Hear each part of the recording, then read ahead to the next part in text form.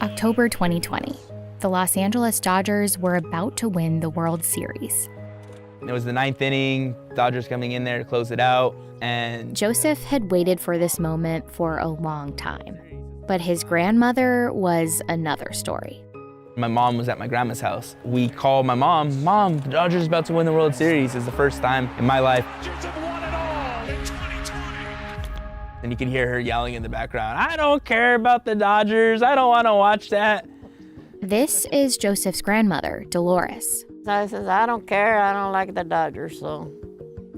When Dolores looks at Dodger Stadium, what she sees is the place where she grew up. It was a beautiful, beautiful community. Why did they pick that area? In the 1950s, liberal and conservative visions of the future competed for control of Los Angeles. It was a battle that caught Dolores and her neighbors in the middle and replaced their homes with a baseball stadium. You know, it's kind of golden on the outside, but on the inside, at the root of it, it's torn communities apart.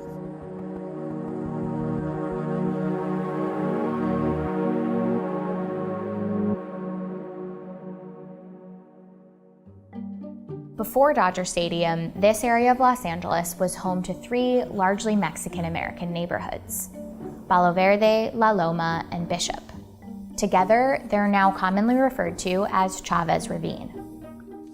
It encompassed about 300 acres of land and was home to over 1,100 families. I was born there in 1937. I was born and raised in Chavez Ravine in 1943. It was, for me, as a child, it was almost a perfect time. I think of nature, hills, a nice neighborhood, everybody knew each other. The street was lined with palm trees. The area, in my point of view, was like the Garden of Eden. Los Angeles was a deeply segregated city, both because of redlining, a government policy that kept non-whites from owning homes in certain areas, and because of racially restrictive covenants. Covenants were clauses like this one that were added to property deeds. They specifically barred land from being sold, devised, used, or occupied by any person other than one of the white or Caucasian race. There were very few places that people of color could live in Los Angeles. So because of that, Chavez Ravine was a really important site of home ownership. By 1940, it was incredibly common for residents in Palo Verde, Bishop, and La Loma to own their own homes. Home ownership was a crucial part of the American dream.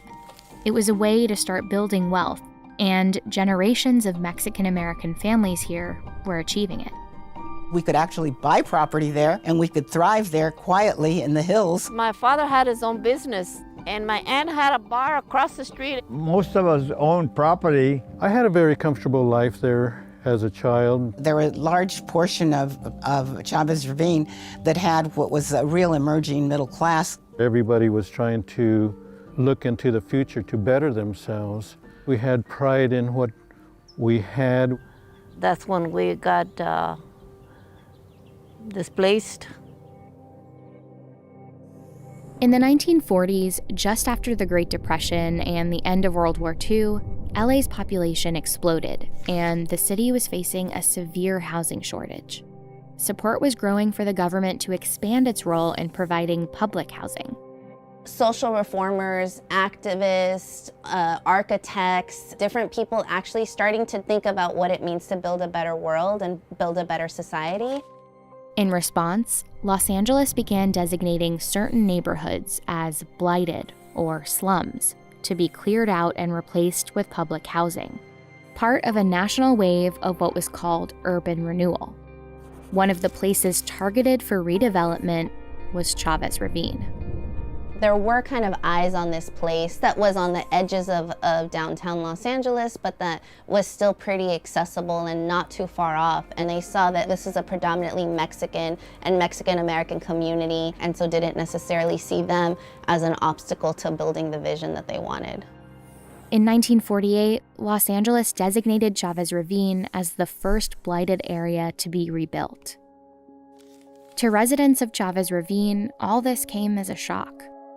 They tell the whole city that the Chavez Ravine was nothing but shacks, and that's the biggest lie. We were not slums, and we were a community on an upward trajectory, and we were just Americans like everyone else.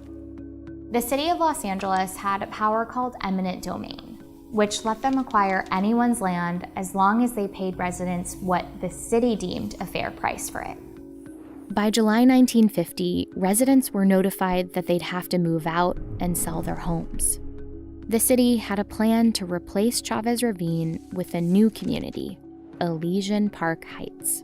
It would include 13-story buildings, rows of landscaped townhouses, and stores. It was presented to residents as a great opportunity. They would always say, well, you could move back into this wonderful village. Why would we want to move into a project where we already had a yard and home ownership? Why would we want to go live in an apartment complex with 100 other people? And that's what seems to have escaped everyone, is that we were homeowners and we had affordable housing. Throughout the spring and summer of 1951, many families tried to fight the city. These residents, often led by women, organized at home, demonstrated at City Hall, and became a force in public hearings attended by hundreds. The people that I grew up with were great patriots, like many of the people in the United States were after the war. They believed in America. They believed in the American dream. But in the end, there were few good options. Many families took the offer to leave and received little to no compensation for their land. By 1951, the city had pushed out 2/3 of Palo Verde, La Loma, and Bishop residents. They value the houses like worthless. They never gave us the right price. So everybody that sold their property in Chavez Ravine had to go in debt when they moved out.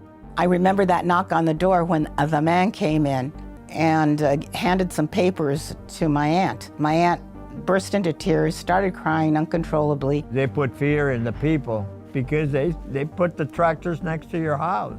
What more can people get scared if you put a gun to your head? It was awful. It wasn't just we're taking your home. There was this big feeling that we were helpless, hopeless, and could do absolutely nothing about it. After the evictions, they start tearing everything down. No houses, everything was just like the desert.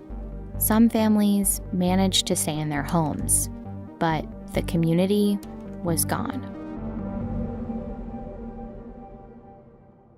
But around the same time, a different group in Los Angeles was also fighting against the city's public housing plans, for very different reasons. Private real estate groups didn't want the government building housing. They began a public campaign against it, stoking fears of communism and branding public housing as un-American and a socialist plot. They have an organization called the Citizens Against Socialist Housing, or CASH, and they really end up kind of turning public opinion against public housing. The campaign led to a dramatic backlash against the city's housing plan. In October 1952, public housing officials were fired and blacklisted. A congressman named Norris Paulson was drafted to run for mayor of Los Angeles on an anti-public housing platform. He won, and within just a week of taking office, he canceled the Elysian Park Heights project altogether. Thousands of people had vacated their homes, seemingly for no reason at all.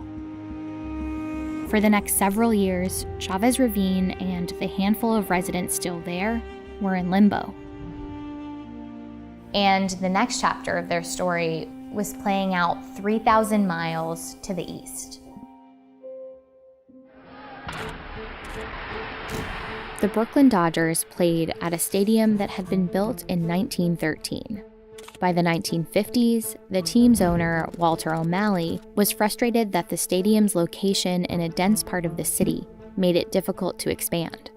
O'Malley had big plans for a massive new dome-shaped stadium elsewhere in Brooklyn, but he needed financial help, and New York wouldn't give him public funds for the land. So O'Malley looked for someone who would, and within months struck a deal with Los Angeles city officials. He would bring Dodger Stadium to LA, and LA offered him a prime plot of land to build it on, Chavez Ravine.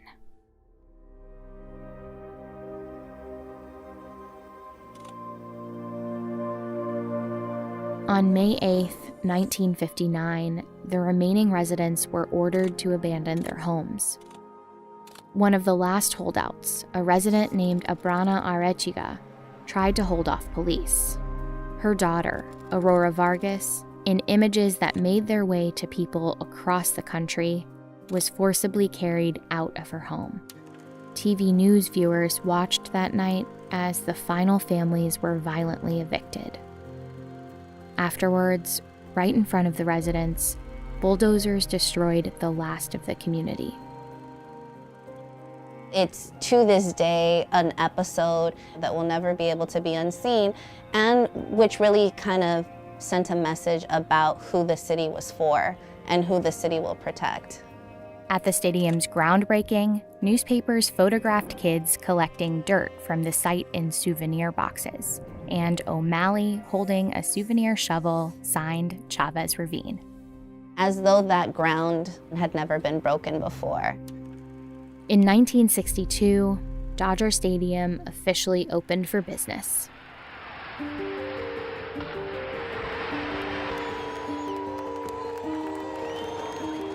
Change is part of the city and part of the landscape. But time and time again, the questions that need to be asked is, who bears the costs of those changes?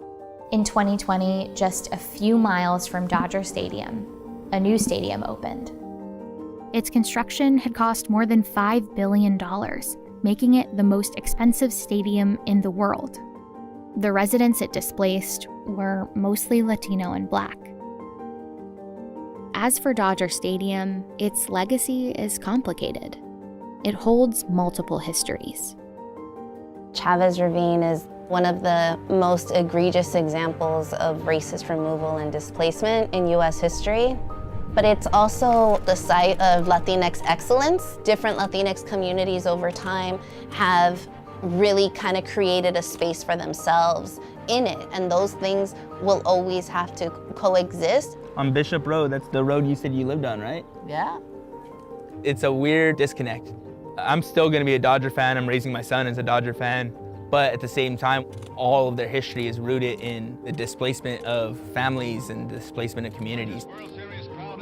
Dodgers are here to stay. They're LA's team, they're Southern California's team. But to disregard that piece of history, it wouldn't be fair to the people who lived there before.